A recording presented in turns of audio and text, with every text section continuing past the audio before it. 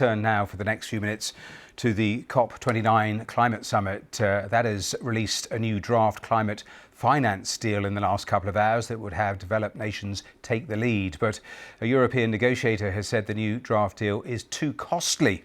Delegates in Baku have been trying to negotiate a deal that would dramatically increase the amount of money wealthier countries give to poorer ones to help them adapt to global warming. Well, the deal proposes wealthier countries give $250 billion per year to developing nations by 2035 to help tackle climate change. Well, the figure is up from $100 billion a year currently in place. It is still much lower than the $1.3 trillion a year from public funds that poorer nations have actually asked for. So let's go to our climate editor, Justin Rowlett. He's there at COP in Baku.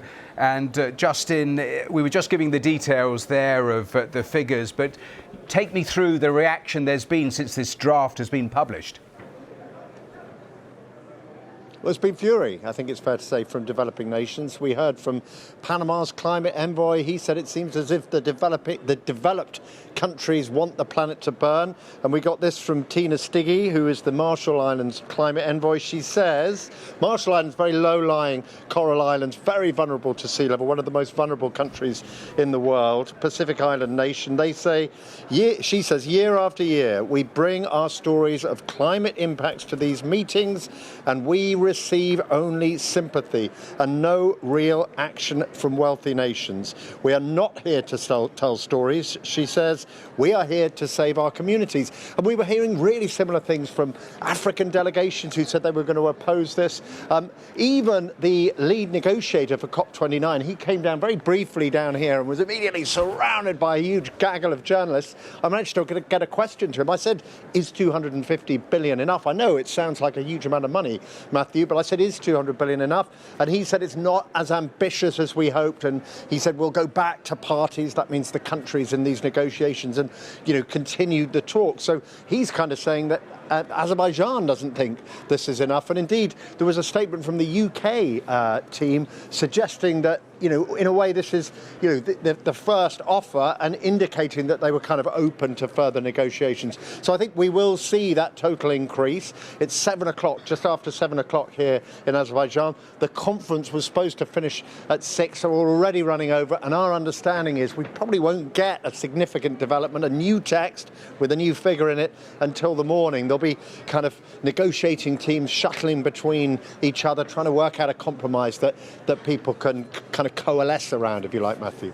And Justin, as you're speaking, we're showing pictures of the consequences of climate change, as you would expect. Now, let's leave finances aside for the next question. In terms of this COP, just take me through and give me your assessment of the successes and failures. Well, look, right at the beginning, we did get agreement on one of the last remaining issues from the Paris Agreement, which was back in 2015. It was the real landmark development in this whole process, where all the countries of the world, for the first time ever, said they would all work to tackle climate change. But the reward for developing countries for signing up to that was the $100 billion a year of funding from the developed world that you referred to.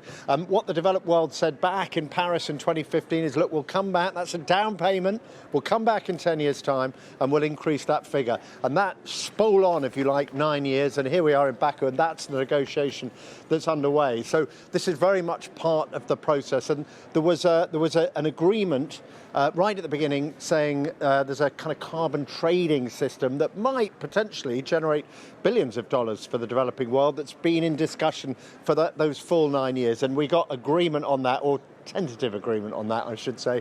There's some suggestion that there need to be some details worked out. The big question, though, is this finance issue, and also, of course, what commitment, whether we'll restate the commitment made, landmark commitment again made in UAE and Dubai last year, to transition away from fossil fuels. That is still in play here in Baku.